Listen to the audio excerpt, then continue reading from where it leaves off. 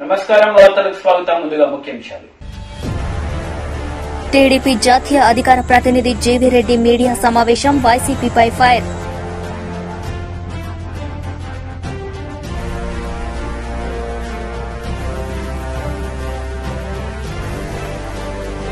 Ration బియ్యం అక్రమ రవాణాకు అడ్డుకట్టు వేయాలని డిమాండ్ చేస్తూ అవనిగడ్డ తహసీల్దార్ కార్యాలయం ఎదుట తెలుగుదేశం పార్టీ ఆధ్వర్యంలో నిరసన వ్యక్తం.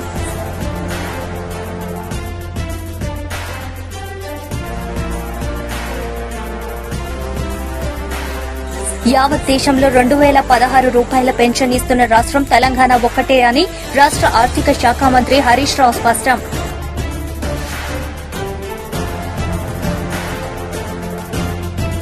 కుటుంబ నియంత్రణ ఆపరేషన్లు విఫలమై హైదరాబాద్లోని అపోలో ఆసుపత్రిలో చికిత్స పొందుతున్న బాధిత మహిళలను పరామర్శించిన బీజేపీ రాష్ట్ర అధ్యకుడు బండి సంజయ్.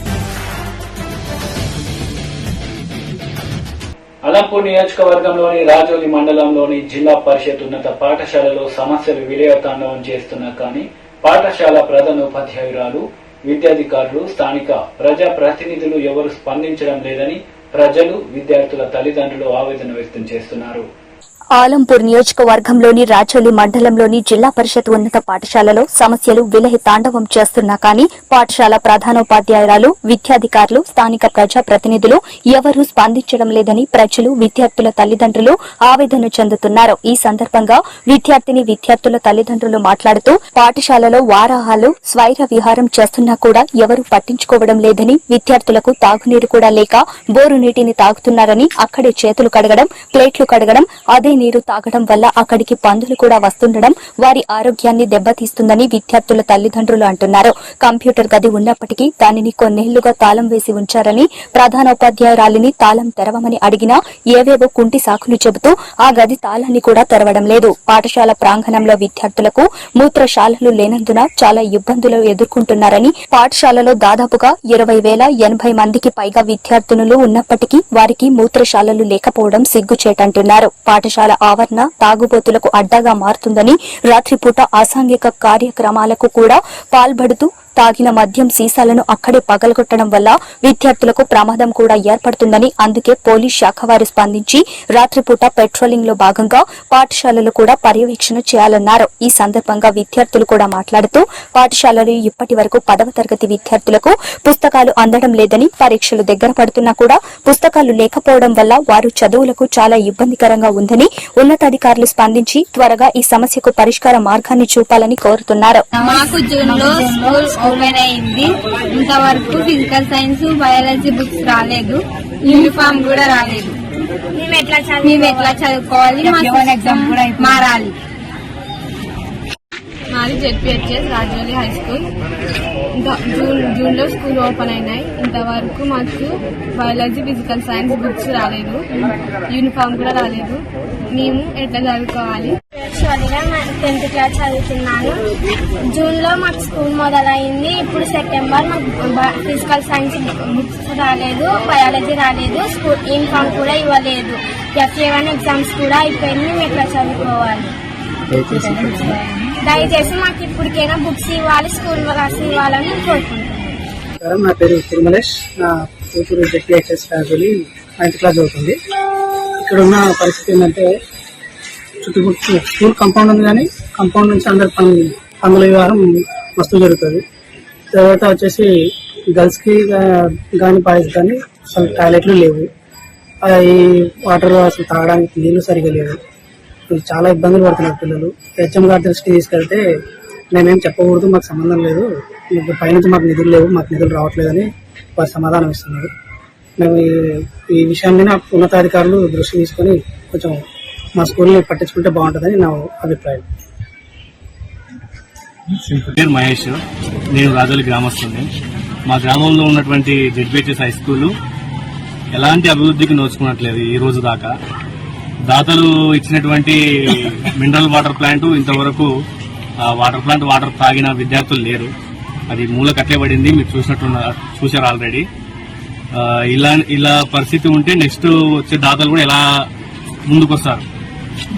వీటిపైన కొంచెం ఉన్నతాధికారులు, ఎంఈఓ, డిఓ గారు, ఎమ్మెల్యే గారు కొంచెం చొరవ తీసుకొని మా ఊరి పాఠశాల అభివృద్ధి. నా పేరు తిరుమలేష్. నా కూతురు జెడ్పీహెచ్ఎస్ రాజోలి 9th క్లాస్ చదువుతుంది.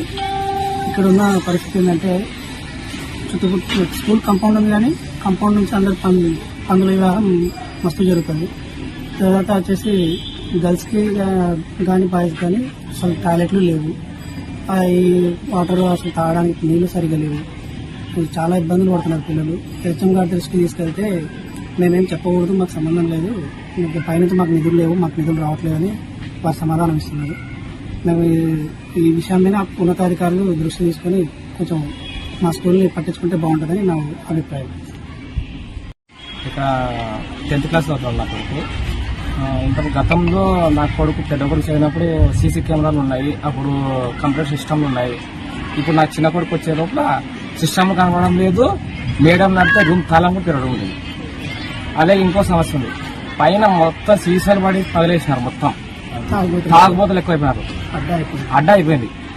ఏముందంటే అడిగితే మేడం నడితే ఏం చెప్పకుండా మేడం ఒక వాచ్మెన్ లేకుంటే పోలీసు వాళ్ళకు కంప్లైంట్ చేయాల్సిన బాధ్యత ఆమె ఉంటుంది. ఆమెను అడిగితే నాకేం సంబంధం లేదు, తెలియదు, మీరు వెళ్ళిపోండి అని సమాధానం చెప్తుంది. కానీ ఆమె దృష్టికి ఏది తీసుకుపోయినా ఆమె పరిష్కరించడం స్పందించడం కదా. నా పేరు దర్జీ బాబురావు. మా పాప వచ్చేసి 7th క్లాస్లో జాయిన్ చేశాను. గతంలో నేను సత్యం స్కూల్లో పాపని జాయిన్ చేసింది. ఆర్థిక ఇబ్బందుల వల్ల స్కూల్లో మంచిగా చెప్తున్నారనే ఉద్దేశంతో హై స్కూల్కి జాయిన్ చేసినాను. అయితే ఇక్కడ జాయిన్ చేసిన తర్వాత తెలిసింది విషయం ఏమనగా 280 మంది ఆడపిల్లలు చదువుకున్నారా వాళ్ళకి టాయిలెట్ పోయడానికి కూడా చాలా ఇబ్బందికరంగా ఉంది. ఈ విధంగా మేము మాట్లాడడానికి ఇక్కడ ఉన్న వాళ్ళు చైర్మన్, తర్వాత ఈ స్కూల్కి సంబంధించిన వాళ్ళ మెంబర్స్ అందరూ పోయి ఆమెకు హెచ్ఎంకి అడిగితే ఆమె చేతులు ఇచ్చేసి నానాక సాకులు మాట్లాడుతుంది. అయితే మేము ఈ స్కూల్ విషయంలో మాట్లాడే విషయం ఏమనంటే మాకు పిల్లలకు ఫిల్టర్ వాటర్ మాకు గవర్నమెంట్ సదుపాయం చేసినా కూడా, దాతల సహకారం చేసినా కూడా అది. నేను రాజోలి గ్రామస్తుని. మా గ్రామంలో ఉన్నటువంటి జెడ్పీహెచ్ఎస్ హై స్కూల్ ఎలాంటి అభివృద్ధికి నోచుకున్నట్లేదు ఈ రోజు దాకా. దాతలు ఇచ్చినటువంటి మినరల్ వాటర్ ప్లాంట్ ఇంతవరకు వాటర్ తాగిన విద్యార్థులు లేరు. అది మూల కట్టబడింది, మీరు చూశారు ఆల్రెడీ. ఇలా పరిస్థితి ఉంటే నెక్స్ట్ వచ్చే దాతలు కూడా ఎలా ముందుకొస్తారు? వీటిపైన కొంచెం ఉన్నతాధికారులు, ఎంఈఓ, డిఓ గారు, ఎమ్మెల్యే గారు కొంచెం చొరవ తీసుకొని మా ఊరి పాఠశాలను అభివృద్ధి చేయాలని కోరుతున్నాం. మా పాప వచ్చేసి 7th క్లాస్లో జాయిన్ చేసినాను. గతంలో నేను సత్యం స్కూల్లో పాపని జాయిన్ చేసింది. ఆర్థిక ఇబ్బందుల వల్ల స్కూల్లో మంచిగా చెప్తున్నారనే ఉద్దేశంతో హై స్కూల్కి జాయిన్ చేసినాను. అయితే ఇక్కడ జాయిన్ చేసిన తర్వాత తెలిసింది విషయం ఏమనగా 280 మంది ఆడపిల్లలు చదువుకున్నాగా వాళ్ళకి టాయిలెట్ పోయడానికి కూడా చాలా ఇబ్బందికరంగా ఉంది. ఈ విధంగా మేము మాట్లాడడానికి ఇక్కడ ఉన్న వాళ్ళు చైర్మన్, తర్వాత ఈ స్కూల్కి సంబంధించిన వాళ్ళ మెంబర్స్ అందరూ పోయి ఆమెకు హెచ్ఎంకి అడిగితే ఆమె చేతులు ఇచ్చేసి నానాక సాకులు మాట్లాడుతుంది. అయితే మేము ఈ స్కూల్ విషయంలో మాట్లాడే విషయం ఏమనగా మాకు పిల్లలకు ఫిల్టర్ వాటర్ మాకు గవర్నమెంట్ సదుపాయం చేసినా కూడా, దాతల సహకారం చేసినా కూడా అది ఇప్పుడు అందుబాటులో లేదు. పిల్లలకు వాళ్ళు వాడుకోలేదు. అందులో వాళ్ళు నీళ్లు తాగడం కూడా పురుగులు పడిన ట్యాంకులో నీళ్ళే తాగి పిల్లలు అనారోగ్యానికి గురవుతున్నారు. అయితే ఈ విషయం కూడా ఆమెతో మాట్లాడకపోతే ఆమె నిధులు లేవు, గవర్నమెంట్ మాకు ఏది సహకరిస్తలేదని ఆమె చెప్తుంది. ఈ విధంగా మళ్ళా స్కూల్ని ముందుకు తీసుకెళ్లాలని నేను కోరుతున్నాను. అన్ని శుభకార్యాలకు ముందుగా కొలిచేది గణపతిని. ఈ వినాయక చవితి సందర్భంగా సంగారెడ్డి జిల్లా వ్యాప్తంగా వెలిసిన మండపాలు గణనాథులు కొలువై అందరినీ భక్తులకు దీవెనలు అందిస్తున్నాయి. సంగారెడ్డి జిల్లా కేంద్రంతో పాటు అన్ని నియోజకవర్గాల పరిధిలో గణేష్ మండపాలను ఏర్పాటు చేసి భక్తులు భక్తి శ్రద్ధలతో పూజలు జరుపుకున్నారు. అన్ని శుభకార్యాలకు ముందుగా కొలిచేది గణపతిని. ఈ వినాయక చవితి సందర్భంగా సంగారెడ్డి జిల్లా వ్యాప్తంగా వెలిసిన మండపాలు గణనాథులు కొలువై అందరినీ భక్తులకు దీవెనలు అందిస్తున్నాయి. సంగారెడ్డి జిల్లా కేంద్రంతో పాటు అన్ని నియోజకవర్గాల పరిధిలో గణేష్ మండపాలను ఏర్పాటు చేసి భక్తులు భక్తి శ్రద్దలతో పూజలు జరుపుతున్నారు. దీంతో ఆయా గ్రామాలన్నీ పండుగ వాతావరణం సంతరించుకున్నాయి. గణేష్ నవరాత్రులను పురస్కరించుకుని జోగిపేట్ పట్టణంలోని శ్రీ పోచమ్మ యూత్ ఆధ్వర్యంలో పెద్ద మఠం వద్ద వీరాంజనేయ స్వామి దేవాలయాలలో వెలిసిన గణనాథులు అందరినీ ఆకట్టుకున్నాయి. ఇక్కడ మొదటి పూజ పురోహితుల వేద మంత్రాలచే నిర్వహించారు. అనంతరం భక్తులకు తీర్థ ప్రసాదాలు పంచిపెట్టారు. అలాగే వీరాంజనేయ స్వామి మందిరంలో భక్తులు భజన కీర్తనలతో ఆధ్యాత్మికతను చాటుకున్నారు. ఆయా కార్యక్రమాల్లో జోగిపేట్ కౌన్సిలర్ సురేందర్ గౌడ్, పీఆర్టీయూ నాయకులు ఏ మానయ్యతో పాటు వివిధ రాజకీయ పార్టీల నాయకులు, ప్రముఖులు, పెద్ద సంఖ్యలో మహిళలు, పిల్లలు పాల్గొని ప్రత్యేక పూజలు చేశారు.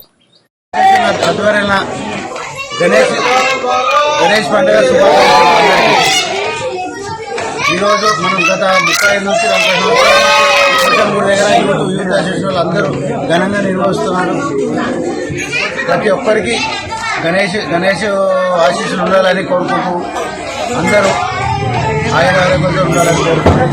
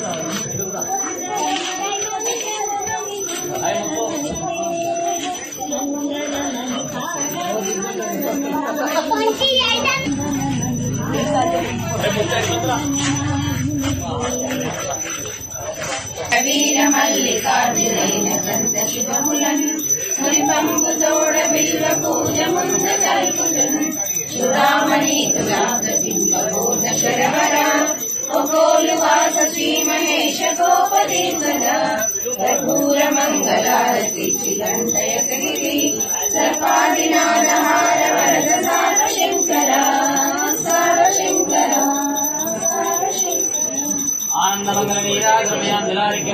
नमस्करोमि मंगलम कौशलेन्द्राय महनीयपुरात्मने चक्रवर्तनाय गौरवोमाय मंगलम बोलो विघ्नेश्वर भगवान की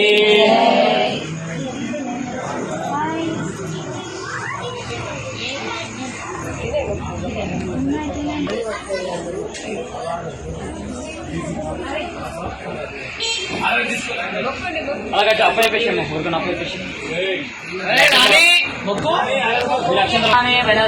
ప్రదక్షిణ పదే పదే పాపోహం పాపకర్మాణం పాపాత్మా పాప సంభవ త్రాయిమాన్ కృపయాం దేవాచరణాగతవత్స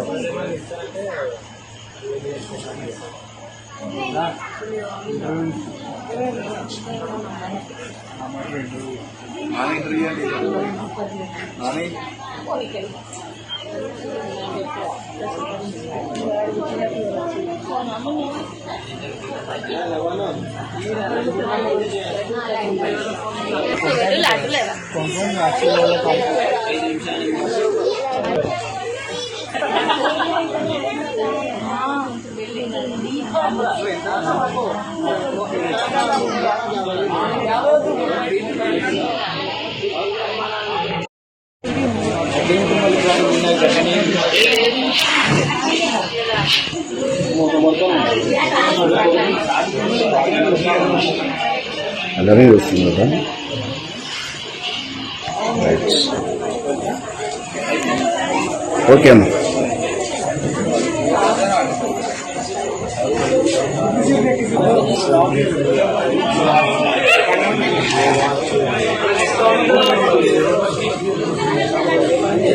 Thank you. తెలంగాణ ముఖ్యమంత్రి కేసీఆర్ ఇంట గెలవకుండా రచ్చ గెలిచేందుకు ప్రయత్నిస్తున్నారని బీజేపీ రాజ్యసభ సభ్యుడు లక్ష్మణ్ విమర్శించారు. బయటికెళ్లి రచ్చ చేయాలి అన్నట్టుగా తన నూతన విధానంలో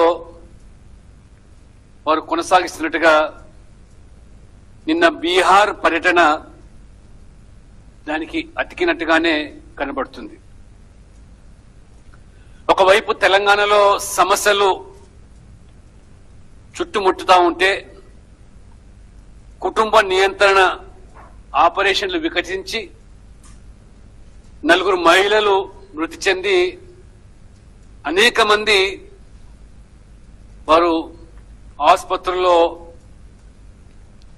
సీరియస్ గా పరిగణింపబడతా ఉంటే, మరోవైపు భారీ వర్షాలకు రైతులు తీవ్రంగా నష్టపోయి దిక్కుతోచని పరిస్థితుల్లో రైతులు ఉంటా ఉంటే, కేసీఆర్ కలల ప్రాజెక్టుగా చెప్పుకునే ఈ 1,00,000 కోట్ల కాళేశ్వరం ప్రాజెక్టు వరదల్లో పూర్తిగా మునిగిపోయి పంపు మోటార్లు, ప్రహరీ గోడ కూలిపోయి ఏ రకంగా ఇవాళ ప్రజాధనము దుర్వినియోగపడ్డదో ఇవాళ దేశ ప్రజలందరూ కూడా విస్తూ పోతా ఉన్నారు. మళ్ళీ కొత్తగా కేసీఆర్ గారు బీజేపీని నేరుగా ఎదుర్కోలేము, రోజు రోజుకు దేశవ్యాప్తంగానే కాకుండా తెలంగాణలో సైతం కూడా భారతీయ జనతా పార్టీ యావత్ దేశంలో 2016 రూపాయలు పెన్షన్ ఇస్తున్న రాష్ట్రం తెలంగాణ రాష్ట్రం ఒక్కటే అని రాష్ట్ర ఆర్థిక శాఖ మంత్రి హరీష్ రావు అన్నారు. డబుల్ ఇంజన్ పాలసీ ఉన్న రాష్ట్రాలు తెలంగాణ దరిదాపుల్లో లేవని ఆయన పేర్కొన్నారు. పాత 1,00,000కు 60,000 పెన్షన్లు కలిపి 1,66,000 మందికి ఇలా పెన్షన్లు ఇస్తున్న ప్రభుత్వం ఇలా టీఆర్ఎస్ ప్రభుత్వం. ఆనాడు తెలుగుదేశంపై కాంగ్రెస్ వచ్చింది, వాళ్ళు ఎంత ఇచ్చిండ్రు? 200 రూపాయలు ఇచ్చిండ్రు. కానీ 200 2016 చేసిండు మన కేసీఆర్. ఆ 200 కూడా ఎవరికి ఇచ్చిండ్రు? ఒంటరి మహిళలకు ఇవ్వకపోదు, చేనేత కార్మికులకు ఇవ్వకపోదు, గీత కార్మికులకు ఇవ్వకపోదు, ఎయిడ్స్ పేషెంట్లకు ఇవ్వరు, డయాలసిస్ పేషెంట్లకు ఇవ్వరు. ఆ ఇచ్చే 200 కూడా అడగొడగా ఇచ్చే ప్రయత్నం చేశారు. ఆనాడు కాంగ్రెస్ ప్రభుత్వ హయాంలో మొత్తం తెలంగాణలో 25-26 లాఖ పెన్షన్లు ఉండే, 25-26 లక్షలు. ఇవాళ తెలంగాణలో మనం ఇస్తున్న పెన్షన్లు 45 లక్షల మందికి నెల నెల 2,016 రూపాయలు ఇస్తా ఉన్నాం. ముఖ్యమంత్రి గారి ఆలోచన కన్న కొడుకులు పిల్లలు చూడకపోయినా ఒక తోపుట్టుగా, ఒక పెద్ద కొడుకుగా కేసీఆర్ గారి ప్రతి అక్క నువ్వు చెల్లెలు మా అమ్మను వాడుకుంటున్నాడు. ఇవాళ అవ్వలు ఎంత సంతోషంగా ఉన్నారు. నెల తిరగగానే 10 కిలోల బియ్యం ఇస్తున్నాడు, 2,016 రూపాయలు పంపలేక అవ్వ ధైర్యంగా బతుకుతుంది, ఆత్మగౌరవంగా బతుకుతుంది. ఏమమ్మా 10 కిలోలు పడుతున్నాయా? పట్టలేయా? ఏ పడుతున్నాయో చేయమంటారు చూస్తాను. పడుతున్నాయా? పక్క 10 కిలోల మీద 2,016 వచ్చాయి. ధైర్యం దొరికిందా లేదా? 10 కిలోలు 2,016 ఇచ్చినాక భర్త వెళ్ళిపోయినా విధూరాలైనా కూడా ఆ చెల్లెకు ఆ సొంత తోపుడు ఆ కన్నడములు లేకపోయినా ఆమె. ఇబ్రహీంపట్నంలో కుటుంబ నియంత్రణ ఆపరేషన్లు విఫలమై హైదరాబాద్ లోని అపోలో హాస్పిటల్లో చికిత్స పొందుతున్న బాధిత మహిళను బీజేపీ రాష్ట్ర అధ్యక్షుడు బండి సంజయ్ పరామర్శించారు. 34 మందికి ఆ రోజు కుటుంబ నియంత్రణ ఆపరేషన్ చేయడం జరిగింది. ఆపరేషన్ చేసిన తర్వాత 4 మహిళలు మరణించడం జరిగింది. మమత, సుష్మా, లావణ్య, మౌనిక 4 మహిళలు మరణించడం జరిగింది. మిగతా వారందరూ కూడా ఈ ఇన్ఫెక్షన్ తోని కొంతమంది అపోలో హాస్పిటల్లో, కొంతమంది నిమ్స్ హాస్పిటల్లో ఇప్పటికీ చికిత్స పొందుతా ఉన్నారు. వారంతా మరణించిన వాళ్ళు 25 సంవత్సరాలు చిన్న వయసు, ఇంత పసిపిల్లలు ఏంటంటే రికార్డు కోసం ప్రభుత్వం రాష్ట్ర ముఖ్య రికార్డు కోసము ఈరోజు ఇలా పేదల ప్రాణాలు బలిగొన్నారు. పేదల జీవితాలతో ఆడాడుకుంటారు రాష్ట్ర ముఖ్యమంత్రి పాలన. మామూలుగా ఒక జ్వరం వస్తే హాస్పిటల్కి పోతే నీకు థైరాయిడ్ ఉందా, బీపీ ఉందా, షుగర్ ఉందా అని మామూలు జ్వరం వస్తే చిన్న మామూలు వైద్యుని దగ్గర పోతే కూడా విజ్ఞత ఉన్నాడు చేస్తారు. 34 మందిని ఒక రూమ్ లో పెట్టి కింద పడుకోబెట్టి బాధరగా గంట లోపండే 1 అవర్ లోపట గంట లోపట 34 మందికి కుటుంబ నియంత్రణ ఆపరేషన్ చేసినట్టే దేనికోసం చేసినట్టు చెప్పాలి రాష్ట్ర ముఖ్యమంత్రి. నీకు పేరు ప్రఖ్యాతులు ముఖ్యం తప్ప పేదోళ్ళ ప్రాణాలు ముఖ్యం కాదు. దుర్మార్గమైన సంఘటన, రాష్ట్ర ప్రభుత్వం యొక్క నిర్లక్ష్యము.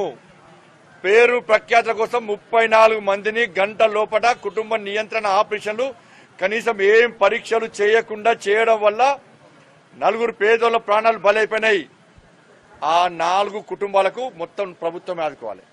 వాళ్ళ పిల్లలను చదివించాలి, వాళ్ళ కుటుంబాన్ని ఆదుకోవాలి. 5 లక్షలు ఇచ్చి చేతులుకుని పాపం చదువుతుంది.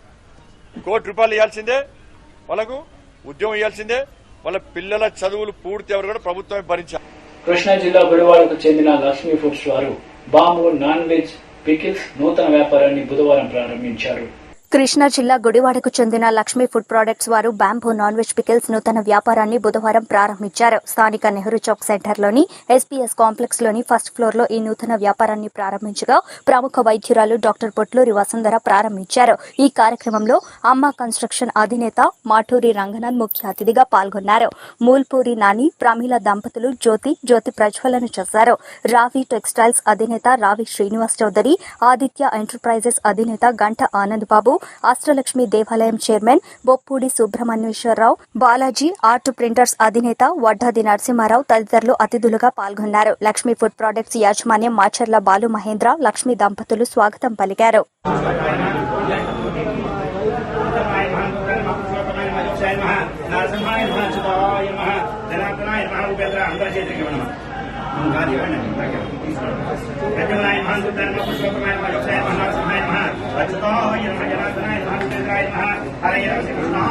శ్రీ కృష్ణ పరబ్రహ్మణే నమో నమః.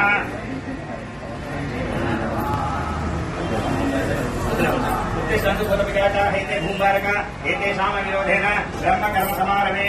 ఓం భూః ఓం భువః ఓం శుభః ఓం మహః ఓం జనః ఓం తపః ఓం సత్యం ఓం తత్సవితుర్వరేణ్యం భర్గో దేవస్య ధీమహి ధియో యో నః ప్రచోదయాత్. ఓమాపో జ్యోతిర్వ సంపృక్తం బ్రహ్మ భూర్భువస్సురం మమో ఉపాత దుర్దక్షేద్వారా శ్రీ శుభకృత్ నామ సంవత్సరే దక్షిణాయనే వర్ష ఋతు భాద్రపద మాసే శుక్లపక్షే పంచమ్యాం బృహస్పతి వాసరే స్వాతి నక్షత్రే శుభయోగే శుభగ్రహణే ఏవం గుణ విశేష విశిష్టాయాం శుభతిథౌ.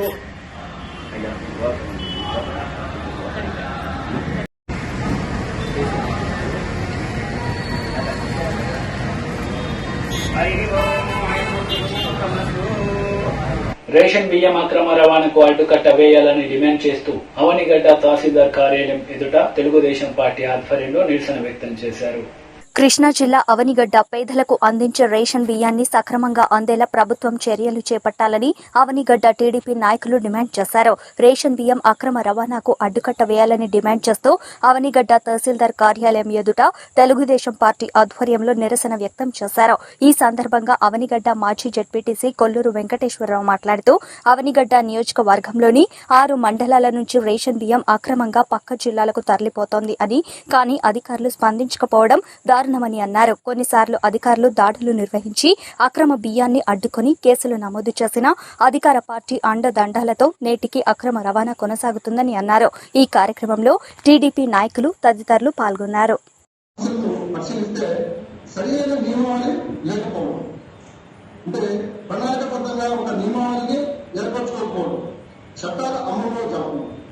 ప్రపంచంలో 7 వింతలు ఫేమస్ అయితే ఆంధ్ర రాష్ట్రంలో జగన్మోహన్ రెడ్డి చేస్తున్న 7 రకాల దోపిడీలు ఫేమస్ అని మచిలీపట్నం నియోజకవర్గం టీడీపీ నాయకులు పేర్కొన్నారు.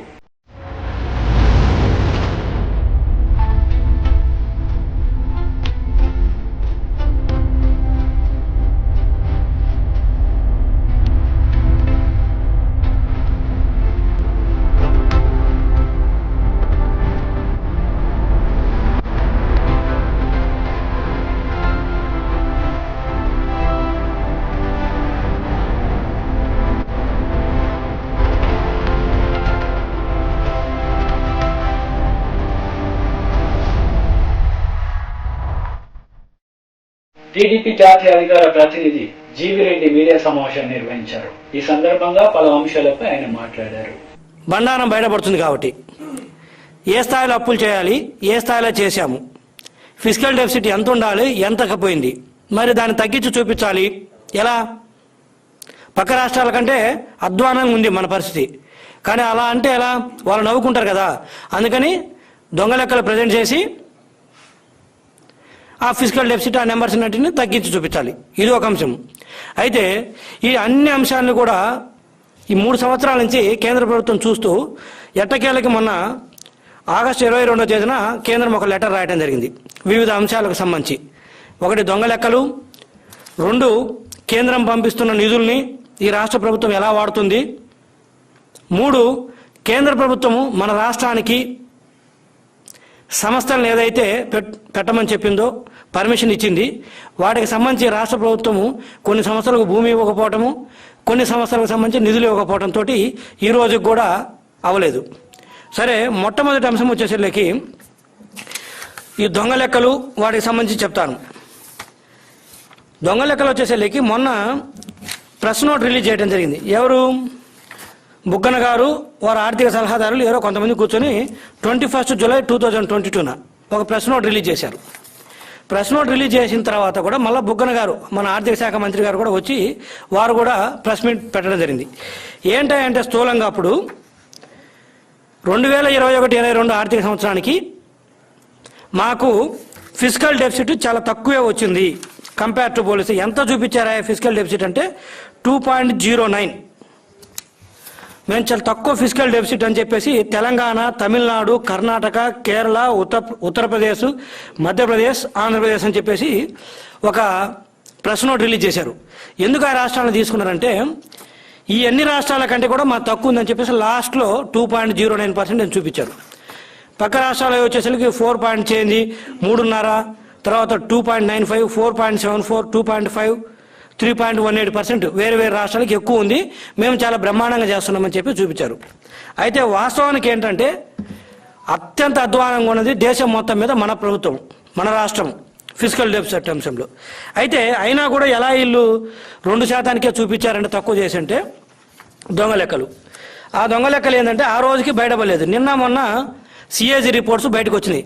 ఎప్పుడో మేలో రావాల్సిన రిపోర్ట్స్ ఏప్రిల్ మేవి ఇప్పుడు ఆగస్టులో వచ్చినాయి. ఈ వచ్చిన తర్వాత బయటపడింది. వీళ్ళు ఏం చేశారు ఆ దొంగ లెక్కలంటే, ఫిజికల్ డెఫిసిట్ తక్కువ రావాలంటే ఏం చేయాలంటే జనరల్గా ఎందుకు తక్కువ వస్తుందంటే తక్కువ అప్పు ఉంటే తక్కువ ఫిజికల్ డెఫిసిట్ ఉంటుంది, ఎక్కువ అప్పు ఉంటే ఎక్కువ ఫిజికల్ డెఫిసిట్ ఉంటుంది. 2022 ఫిబ్రవరి వరకు రాష్ట్ర అప్పు 55,000 కోట్ల చిలుకుంటే వీళ్ళు ఏం చేశారో తెలిసిన, దాన్ని మార్చికి వచ్చేసరికి 25,000 కోట్ల రూపాయలని చూపించేశారు. ఇది మార్చి కాపీ. ఒక్కసారిగా దాదాపు 30,000 కోట్ల రూపాయలు మార్చికి వచ్చేసరికి తీసేశారు. ఎందుకు మార్చిలోనే తీయాల్సింది వచ్చిందంటే ఫైనాన్షియల్ ఇయర్ మార్చిలో ఎండ్ అవుతుంది కాబట్టి ఈ ఫిజికల్ డెఫిసిట్ కావచ్చు, రెవెన్యూ డెఫిసిట్ కావచ్చు, లేదా డెట్ టు జీడీపీ కావచ్చు. వార్తలు ముగించే ముందు ముఖ్యాంశాలు మరోసారి. టీడీపీ జాతీయ అధికార ప్రతినిధి జీవిరెడ్డి మీడియా సమావేశం, వైసీపీపై ఫైర్.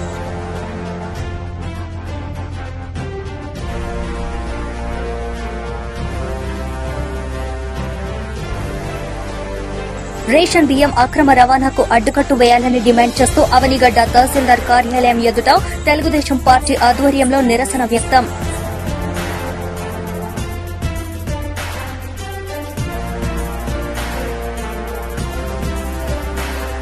యావత్ దేశంలో 2,016 రూపాయల పెన్షన్ ఇస్తున్న రాష్ట్రం తెలంగాణ ఒక్కటే అని రాష్ట్ర ఆర్థిక శాఖ మంత్రి హరీష్ రావు స్పష్టం.